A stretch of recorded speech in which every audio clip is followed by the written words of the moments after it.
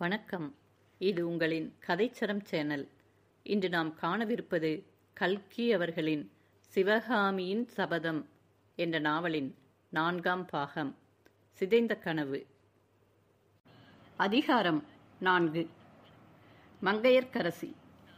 அர்த்தராத்திரியில் அந்தப்புரத்திற்குள்ளே புகுந்த மாமல்லரின் காதிலே ஒலித்த யுத்த பேரிகையின் முழக்கமானது அந்த காஞ்சி நகரில் வாழ்ந்த லட்சக்கணக்கான மக்கள் காதிலும் ஒலித்தது.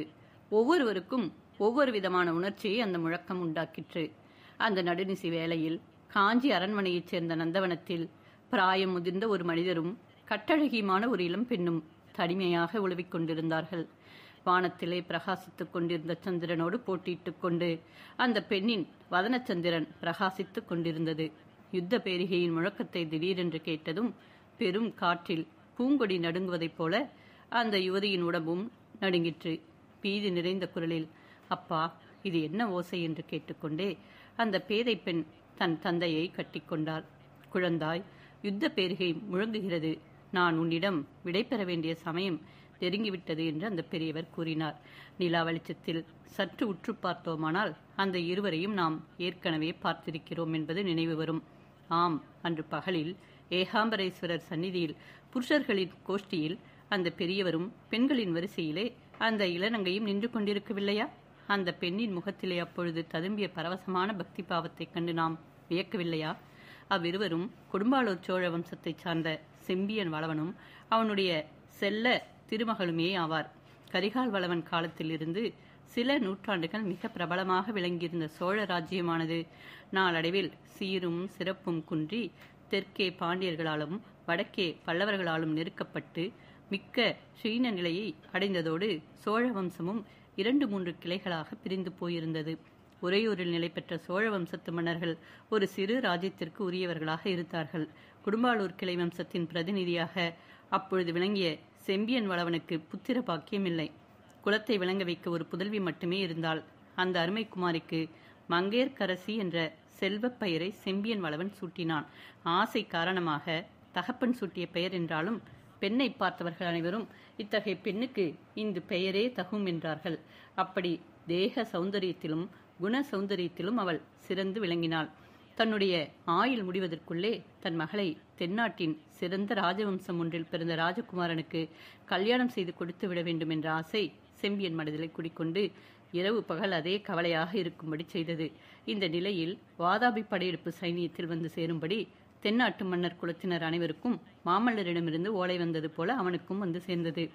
செம்பியன் தன் வாழ்நாள் மனோரதம் நிறைவேறுவதற்கு இதுவே தருணம் என்று எண்ணி உற்சாகமடைந்தான்.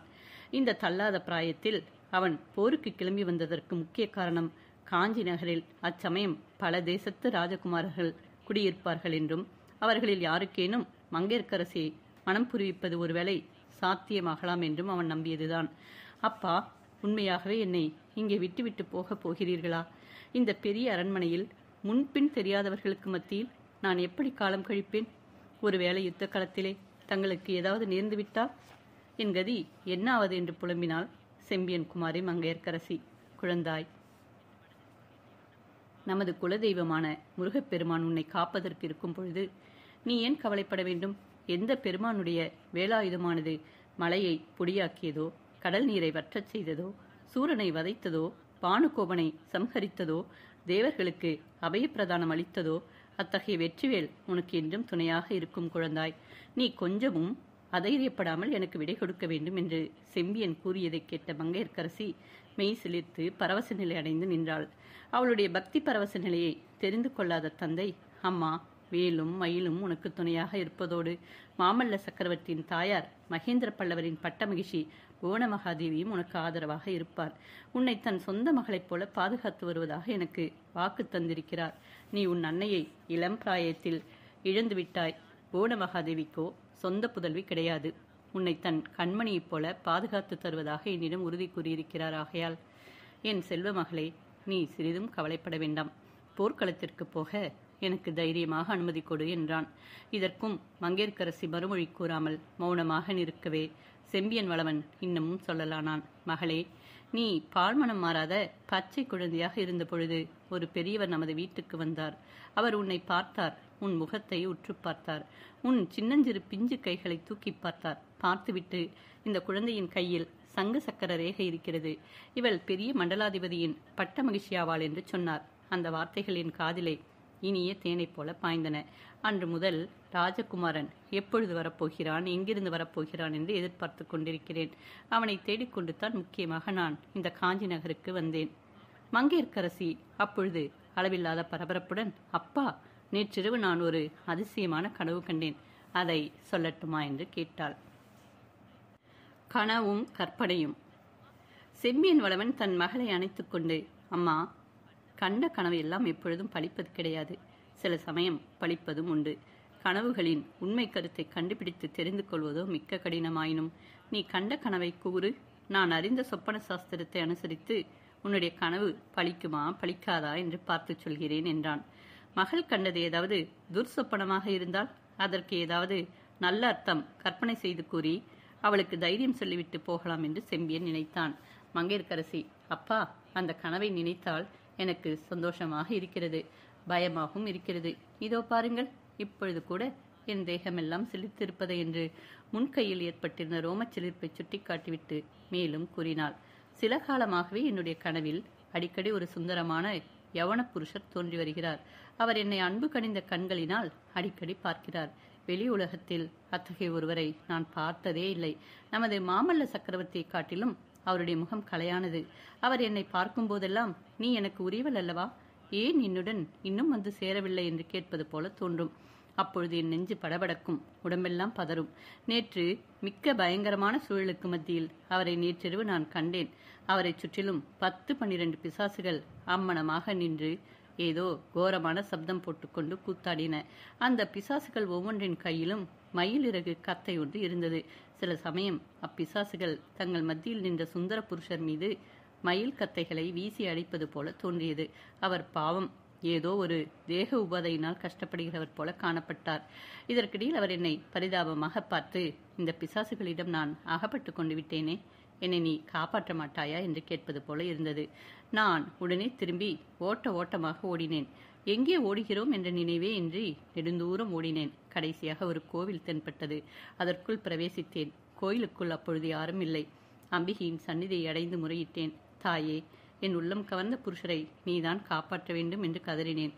குழந்தாய், பயப்படாதே, என் குமாரனை அனுப்புகிறேன், அவன் உன்னுடன் வந்து உன் விருப்பத்தை நிறைவேற்றுவான் என்று ஒரு அசரீரி பிறந்தது.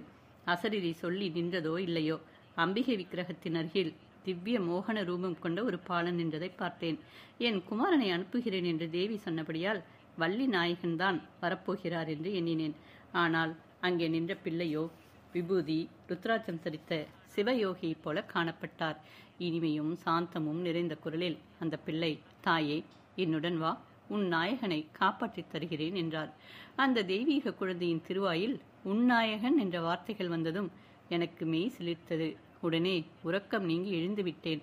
அந்த சுந்தர புருஷர் காப்பாற்றப்பட்டோரோ இல்லையோ என்ற சந்தேகத்தினால் இன்னமும் என் உள்ளம் துடித்துக் கொண்டிருக்கிறது.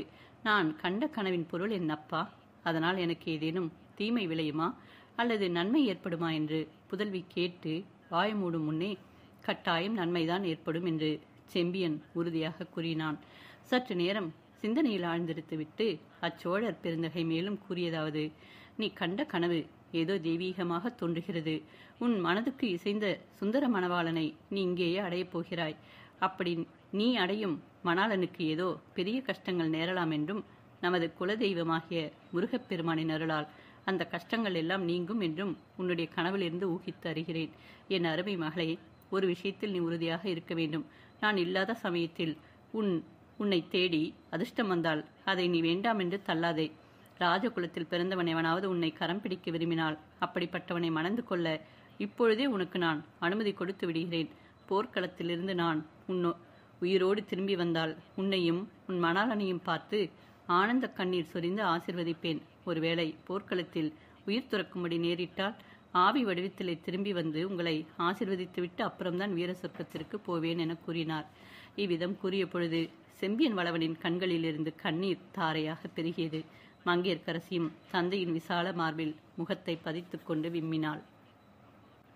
நெடுமாறன். மங்கையர்க்கரசி கண்ட கனவின் பொருள் இன்னதென்று செம்பியன் வளவனால் கண்டுபிடிக்க முடியவில்லை அல்லவா? இவள் தன் கனவை சொல்லிக் கொண்டிருந்த அதே நேரத்தில் காஞ்சிக்கு தெற்கே 10 காத தூரத்தில் வராக நதிக்கரையில் என்ன நடந்து கொண்டிருந்தது என்பதை பார்த்தோமானால் ஒருவேளை அந்த கனவின் பொருளை நாம் ஊகித்து அறிந்து கொள்ளலாம். நடுநிசியில் நில ஒளியில் வராக நதி கரையானது அதுவரையில் என்றும் கண்டறியாத காட்சியளித்தது. மாபெரும் பாண்டி சைனியம் அந்த நதிக்கரையில் தண்டு இறங்கி இருந்தது. ஆங்காங்கு அமைந்திருந்த கூடாரங்கள் மீது பறக்கவிட்டிருந்த மீனக்குடிகள் இளங்காற்றில் படபடவென்று அடித்துக் கொண்டிருந்தன. யானைகளும் குதிரைகளும் ரதங்களும் வண்டிகளும் கண்ணுக்கெட்டிய தூரம் காணப்பட்டன. குளிர் அதிகமில்லாத புரட்டாசி மாதமாகையால் வீரர்கள் பெரும்பாலும் திறந்த வெளியில் படுத்து உறங்கிக் கொண்டிருந்தார்கள். தூக்கம் வராதவர்கள் ஆங்காங்கே கும்பல் கூடி உட்கார்ந்து கதை பேசிக் கொண்டிருந்தார்கள். நடுநிசியின் நிசப்தத்தை கலைத்துக் கொண்டு சில சமயம் அவர்களுடைய சிரிப்பின் ஒலி கேட்டது. அத்தகைய கூட்டம் ஒன்றின் அருகில் சென்று அவர்கள் என்ன விஷயத்தை பற்றி பேசுகிறார்கள் என்று தெரிந்து கொள்வோம். பொதுவாக அவ்வீரர்கள் சிறிது கவலையுடனேயே பேசிக் கொண்டிருந்தார்கள்.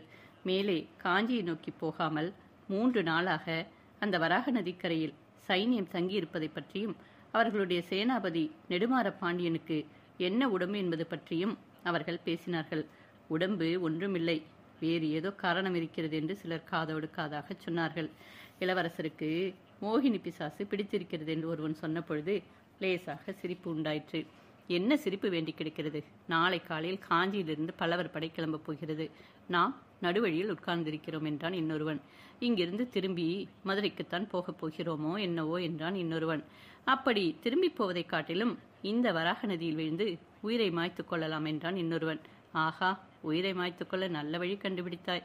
இந்த வராக நதியில் தலைகீழாக நின்றால் தண்ணீர் மூக்கு வரையில் வரும். இந்த நதியில் மூழ்கி உயிரை மாய்த்துக்கொள்ள ரொம்ப கெட்டிக்காரத்தனம் வேண்டும் என்றான் இன்னொருவன்.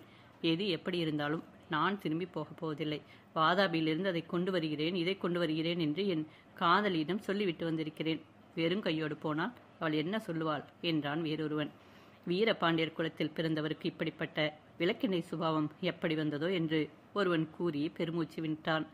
இவ்வாறெல்லாம் மேற்படி வீரர்கள் அழுத்து சலித்து பேசுவதற்கு காரணமாக இருந்த பாண்டிய இளவரசன் நெடுமாறனை வராக நதிக்கரையோரமாக அமைந்திருந்த அவனுடைய கூடாரத்துக்கு சென்று பார்ப்போம். ஆம், இதோ வீற்றிருக்கும் இந்த கம்பீரமான சுந்தர புருஷன்தான் நெடுமாறன். பல்லவ குலம் தோன்றியதற்கு எத்தனையோ காலத்திற்கு முன்னால் இருந்து வாழையடி வாழையாக வளர்ந்து வந்த பாண்டிய மன்னர் குலத்திலே பிறந்தவன். அவனுக்கு எதிரில் ஒரு திகம்பர சமணர் உட்கார்ந்திருக்கிறார். அவருக்கு அருகில் மயிலிறகு கத்தை, சுருட்டிய பாய், கமண்டலம் ஆகியவை இருக்கின்றன. கட்டையாகவும் குட்டையாகவும் மொட்டை தலையுடனும் விளங்கிய அந்த திகம்பர சமணரை பார்த்து நெடுமாறன், சுவாமி, இன்னும் எத்தனை நேரம் காத்திருக்க வேண்டும் என்று கேட்டான். அவன் கேட்டு வாய் மூடுவதற்குள்ளே எங்கேயோ வெகு தூரத்திலிருந்து ஒரு மெல்லிய கம்பன சப்தம், உடுக்கு அடிப்பது போன்ற சப்தம் வரலாயிற்று. தரிரீம் என்று ஒலித்த அந்த சப்தம் மெல்லியதாக இருந்த போதிலும் காது வழியாக உடம்பிற்குள்ளே புகுந்து உடம்பின் ஒவ்வொரு அணுவையும் ஒரு குலுக்கு குலுக்கியது. அதோ நமக்கு அழைப்பு வந்து விட்டது இளவரசே, கிளம்புங்கள் என்றார் சமணமுனிவர். நெடுமாறன் மறுமொழி கூறாமல் புறப்பட்டான். இருவரும் கூடாரத்தில் இருந்து வெளியில் வந்து நதிக்கரையோரத்தை அடைந்தனர். அங்கே ஒரு படகு காத்திருந்தது. அதன் இருமுனையிலும் 2 வீரர்கள் துடுப்புடன் காத்திருந்தனர். நெடுமாறன் படகில் ஏறுவதற்கு ஒரு கணம் தயங்கினான். அதை பார்த்த சமணர், இளவரசே, தங்களுக்கு அச்சமாக இருக்கிறதா? அப்படியானால் வரவேண்டாம், திரும்பி போய்விடுங்கள் என்று கூறவும் நெடுமாறன் அவரை பார்த்து ஒரு தடவை அலட்சியமாக என்று சொல்லிவிட்டு படகில் முன்னதாக பாய்ந்து ஏறினான். சமண முனிவரும் ஏறிக்கொண்டார். வீரர்கள் சப்தம் அதிகமாக கேட்காத வண்ணம் துடுப்பை மெதுவாக போட்டு ஜாக்கிரதையாக படகை செலுத்தினார்கள். படகு அக்கறை அடைந்தது. வீரர் இருவரையும் அங்கேயே படகுடன் காத்திருக்கும்படி சொல்லிவிட்டு நெடுமாறனும் சமண முனிவரும் மேலே சென்றார்கள். போக போக உடுக்கையின் ஒளி அதிகமாகிக் கொண்டு வந்தது. அந்த ஒளியானது ஒரு வகை காந்த சக்தியைப் போல நெடுமாறனை கவர்ந்து இழுத்தது. இனிமேல் அவன் விரும்பினாலும் திரும்பி போக முடியாதபடி அதன் சக்தி கணத்திற்கு கணம் அதிகரித்துக் கொண்டிருந்தது. நெடுமாறனின் நடையும் விரைவாகிக் கொண்டே வந்தது. கடைசியில் அவனுடைய நடை ரொம்ப வேகமாகி ஓட்டமாகவே மாறியது. இளவரசே, நில்லுங்கள், நாம் சேர வேண்டிய இடம் இதுதான் என்று சமண முனிவர் கூறியது கனவிலை கேட்பது போல நெடுமாறன் காதில் கேட்டது. நெடுமாறன் நின்றான். அவனுக்கு எதிரே பாறையில் குடைந்த குகை ஒன்று காணப்பட்டது. குகையின் வாசலில் 2 துவாரபாலகர்கள் நின்றார்கள். உண்மையில் கல்லில் செதுக்கிய சிலைகள்தாம் அவை. எனினும் மயக்கத்தில் ஆழ்ந்திருந்த இளவரசன் ஒரு கணம் அவர்கள் உண்மையான காவலர்கள் என்றே நினைத்தான். குகைக்குள்ளே இருந்து மங்கலான வெளிச்சம் வந்து கொண்டிருந்தது. உடுக்கையின் சப்தமும் அக்குகைக்குள்ளே இருந்துதான் வந்தது. ஆம், இந்த பாறையும் குகையும் துவாரபாலகர் சிலைகளும் நாம் ஏற்கனவே பார்த்தவைதாம். 9 ஆண்டுகளுக்கு முன்னால் ஆயன சிற்பியார் குடைந்தெடுத்த குகைதான் அது. அந்த குகையை திகம்பர சமணர்கள் கைப்பற்றி கொண்டிருந்தார்கள். கண்காட்சி. திகம்பர சமணரால் வழிகாட்ட பெற்று நெடுமாறன் குகைக்குள்ளே நுழைந்த பொழுது உள்ளிருந்து வந்த தூப புகையின் வாசனை அவனுடைய தலையை கிறுகிறுக்கச் செய்தது. மெதுவாக சமாளித்துக் கொண்டு உள்ளே சென்றான். சிறிது தூரம் சென்றதும் தென்பட்ட விசாலமான குகை மண்டபத்தில் ஒரு அபூர்வமான காட்சியை கண்டான். தீபஸ்தம்பத்தின் மீதிருந்த பெரிய அகல் விளக்கின் தீபம் சுடர்விட்டு பிரகாசித்துக் கொண்டிருந்தது. ஒரு பக்கத்தில் வைத்திருந்த பாத்திரத்திலிருந்து தூப புகை வந்து கொண்டிருந்தது. தீபத்தின் வெளிச்சமும் தூபத்தின் புகையும் சேர்ந்து அங்கே தோன்றிய காட்சி ஏதோ ஒரு மாயலோகத்தின் கனவு காட்சியாக தோன்றும்படி செய்தது. நெடுமாறன் சற்று உற்று பார்த்த பிறகு காட்சி சிறிது தெளிவடைந்து காணப்பட்டது. 10-12 திகம்பர சமணர் வட்ட வடிவமாக உட்கார்ந்திருந்தார்கள். அவர்கள் அனைவரும் ஏதோ ஒரு மந்திரத்தை ஒரே குரலில் ஒரே விதமாக ஜபித்துக் கொண்டிருந்தார்கள். அவர்களில் ஒருவர் உடுக்கை போன்ற ஒரு வாத்தியத்தை கையில் வைத்து முழங்கிக் கொண்டிருந்தார்கள். மற்றொருவர் பல தந்திகள் உள்ள ஒரு முழு நீளமுள்ள வீணையை கையில் வைத்துக்கொண்டு அதன் நரம்புகளை விரலினால் தட்டி கொண்டிருந்தார். இந்த 2 நாதங்களும் சேர்ந்துதான் தரிரீம் தரிரீம் என்ற ஒளியை கிளப்பி நெடுமாறன் உடம்பிலுள்ள நரம்புகளை எல்லாம் புடைத்தெழச் செய்தன. வட்ட வடிவமாக உட்கார்ந்திருந்த சமணர்களுக்கு நடுவில் ஏறக்குறைய 16 வயதுள்ள ஒரு சிறுவன் காணப்பட்டான். மேற்படி மந்திர உச்சாரணத்துக்கும் வாத்தியங்களின் ஒலிக்கும் இசைய அவனுடைய தேகம் லேசாக ஆடிக்கொண்டிருந்தது. அவனுடைய கண்களோ 3/4 பங்கு மூடியிருந்தன. கண்கள் திறந்திருந்த அளவில் வெள்ளை விழி மட்டும் தெரியும்படியால் முகம் பயங்கரமான தோற்றத்தை அளித்தது. நெடுமாறனை அழைத்து வந்த சமண முனிவர் அவனை நோக்கி சமிக்கை செய்து எதுவும் பேச வேண்டாம் என்றும் சப்தம் செய்யாமல் உட்கார வேண்டும் என்றும் தெரிவித்தார். நெடுமாறன் அவ்விதமே சப்தம் செய்யாமல் உட்கார்ந்திருந்தான். மந்திர உச்சாடனம், வாத்திய முழக்கம் ஆகியவற்றின் வேகம் வர வர அதிகரித்து வந்தது. திகம்பர மண்டலத்துக்கு மத்தியில் இருந்த சிறுவனுடைய உடம்பின் ஆட்டமும் விரைவாகி கொண்டு வந்தது. திடீரென்று மந்திர உச்சாடனமும் வாத்திய முழக்கமும் நின்றன. சிறுவன் வீல் என்று சப்தமிட்டுக் கொண்டு தரையிலே சாய்ந்தான். சற்று நேரம் அந்த குகை மண்டபத்தில் ஒரு பயங்கர நிசப்தம் குடிக்கொண்டிருந்தது. கட்டையைப் போல கீழே கடந்த சிறுவனின் கண்ணிமைகளும் உதடுகளும் லேசாக துடித்தன. கையில் வீணை வைத்துக் கொண்டிருந்த சமணர் அதன் ஒற்றை நரம்பை லேசாக தட்டிவிட்டு, தம்பி, என் குரல் உனக்கு கேட்கிறதா என்று வினவினார். கேட்கிறது சுவாமி என்ற அந்த சிறுவனின் உதடுகள் முணுமுணுத்தன. அப்படியானால் நான் கேட்கிற கேள்விகளுக்கு விடை சொல். சற்று முன்னால் நீ இருந்த இடத்திற்கும் இப்போதுள்ள இடத்திற்கும் ஏதேனும் வித்தியாசம் தெரிகிறதா? சற்று முன்னால் நான் மலைக்குகையில் தரையில் கிடந்தேன். இப்பொழுது ஆகாச வெளியில் மிதந்து கொண்டிருக்கிறேன். ஆகாச வெளியில் நினைத்த இடத்திற்கெல்லாம் போகக்கூடியவனாக இருக்கிறேன். நீ மிதக்கும் இடத்தில் உன்னை சுற்றி என்ன பார்க்கிறாய்? என்னை சுற்றிலும் திரள் திரளாக புகை மண்டலங்கள் காணப்படுகின்றன. அந்த புகை மண்டலங்களுக்குள்ளே எத்தனையோ உருவங்கள் மங்களாக காணப்படுகின்றன. அவை மறைந்து தோன்றிக் கொண்டிருக்கின்றன. தம்பி, நீ நிற்கும் இடத்திலேயே நிற்க வேண்டுமா? முன்னாலும் பின்னாலும் உன்னால் போகக்கூடுமா? முன்னாலும் பின்னாலும் மேலேயும் கீழேயும் நானா திசைகளிலும் நினைத்தபடியெல்லாம் நான் போகக்கூடியவனாக இருக்கிறேன். சிறுவனிடம் மேற்படி கேள்விகளை கேட்ட சமணர் நெடுமாறனை நோக்கி, பாண்டியகுமாரா, இந்த பிள்ளை இப்பொழுது ரிஷபதேவரின் அருள் மகிமையில் அகக்காட்சி பெற்றிருக்கிறான். இதற்கு முன் 20,000 ஆண்டு காலத்தில் நடந்தவைகளையும் இனிமேல் 20,000 ஆண்டு காலத்தில் நடக்கப் போகும் சம்பவங்களையும் இவனால் நேருக்கு நேர் கண்டு சொல்ல முடியும். தங்களுக்கு ஏதாவது தெரிந்து கொள்ள வேண்டுமா? நெடுமாறன் சற்று தயங்கினான். வருங்காலத்தை மறைத்துக் கொண்டிருக்கும் மேகத்திரையை விலக்கிக் கொண்டு எதிர்கால சம்பவங்களை தான் பார்க்க வேண்டியது அவசியம்தானா? அப்படி பார்ப்பதனால் ஏதேனும் விபரீதம் ஏற்படுமோ? ஒன்றும் தெரிந்து கொள்ளாமல் இந்த மந்திர குகையில் இருந்து உடனே எழுந்து போய்விடலாமா? மனதில் இப்படி நெடுமாறன் எண்ணினானே தவிர அவனை அங்கிருந்து எழுந்து போக விடாமல் ஏதோ ஒரு சக்தி தடுத்து அவனை அங்கேயே பலமாக இருத்தி கொண்டிருந்தது. ஆமடிகளே, வாதாபி யுத்த முடிவை பற்றி தெரிந்து கொள்ள விரும்புகிறேன் என்ற வார்த்தைகள் நெடுமாறன் வாயிலிருந்து தாமே வெளிவந்தன. உடனே சமணர் தரையில் கிடந்த சிறுவனை நோக்கி, தம்பி, கொஞ்சம் வடக்கு நோக்கி பிரயாணம் செய்து அங்கே என்ன பார்க்கிறாய் என்று சொல்லு என்றார். ஆகட்டும் சுவாமி, இதோ வடதிசை நோக்கி போகிறேன் என்றான் சிறுவன். சற்று பொறுத்து, என்ன பயங்கரம் என்றான். தம்பி, அங்கே என்ன பயங்கரமான காட்சியை நீ பார்க்கிறாய் என்று சமணர் கேட்டார். ஆஹா, மிக பயங்கரமான யுத்தம் நடக்கிறது. கணக்கில் அடங்காத வீரர்கள் வாட்களாலும் வேல்களாலும் ஒருவரையொருவர் தாக்கிக் கொண்டு செத்து விழுகிறார்கள். எங்கே பார்த்தாலும் இரத்த வெள்ளமாறாக ஓடுகிறது. பெரிய பெரிய பிரம்மாண்டமான யானைகள் பயங்கரமாக பிளிரிக்கொண்டு ஒன்றையொன்று தாக்குகின்றன. யுத்தம் ஒரு பெரிய பிரம்மாண்டமான கோட்டை மதிலுக்கு பக்கத்தில் நடக்கிறது. கோட்டையின் பிரதான வாசலில் ஒரு பெரிய கொடி பறக்கிறது. அந்த கொடியில் வராகத்தின் உருவம் பொறிக்கப்பட்டிருக்கிறது. கோட்டை கதவு இதோ திறக்கிறது. கணக்கற்ற வீரர்கள் கோட்டைக்குள்ளே இருந்து வெளியே வருகிறார்கள். யுத்தம் இன்னும் கோரமாக நடக்கிறது. சாவுக்கு கணக்கே இல்லை. கண்ணு கெட்டிய தூரம் ஒரே பிணக்காடு. அம்மம்மா, பார்க்கவே முடியவில்லை. சிறுவனுடைய கண்ணிமைகள் அப்பொழுது லேசாக துடித்ததை பார்த்த சமணகுரு, தம்பி, பயப்படாதே, உனக்கு ஒன்றும் நேராது. இன்னும் சிறிது உற்றுப்பார். போர்க்களம் முழுவதும் பார்த்து மிகவும் நெருக்கமான சண்டை எங்கே நடக்கிறது என்று கவனி என்றார். ஆம், அதோ ஓரிடத்தில் பிரமாதமான கை கலந்த சண்டை நடக்கிறது. குதிரை மேல் ஏறிய வீரன் ஒருவன் 2 கைகளிலும் 2 வாட்கள் ஏந்தி பயங்கரமாக போர் புரிகிறான். அவனை சுற்றிலும் எதிரிகள் சூழ்ந்து கொண்டு தாக்குகிறார்கள். அவன் தன்னந்தனியாக நின்ற அவ்வளவு பேரையும் திருப்பி தாக்குகிறான். அவனுடைய கைவாட்கள் அடிக்கடி மின்னலைப் போல ஜொலிக்கின்றன. ஒவ்வொரு வாழ்வீச்சுக்கும் ஒரு தலை உருளுகிறதாக. இதோ அந்த வீரனுக்கு துணையாக இன்னும் சில வீரர்கள் வருகிறார்கள். அவர்களுக்கு நடுவில் மீனக்கொடி பறக்கிறது. நெடுமாற பாண்டியர் வாழ்க, வாதாபி புலிகேசி வீழ்க என்று அவர்கள் கர்ஜித்துக் கொண்டு எதிரிகள் மீது பாய்கிறார்கள். இப்படி அந்த சிறுவன் சொன்ன பொழுது இதுவரை சிறிது அலட்சி பாவத்துடனேயே கேட்டுக்கொண்டு வந்த நெடுமாறன் திடுக்கிட்டு நிமிர்ந்து உட்கார்ந்தான். மேலே என்ன நடக்கப் போகிறது என்று தெரிந்து கொள்வதில் அவனுக்கு இப்பொழுது அளவில்லாத பரபரப்பு உண்டாயிற்று. மறுபடியும் சிறிது நேரம் அந்த சிறுவன் பேசாமல் இருந்தான்.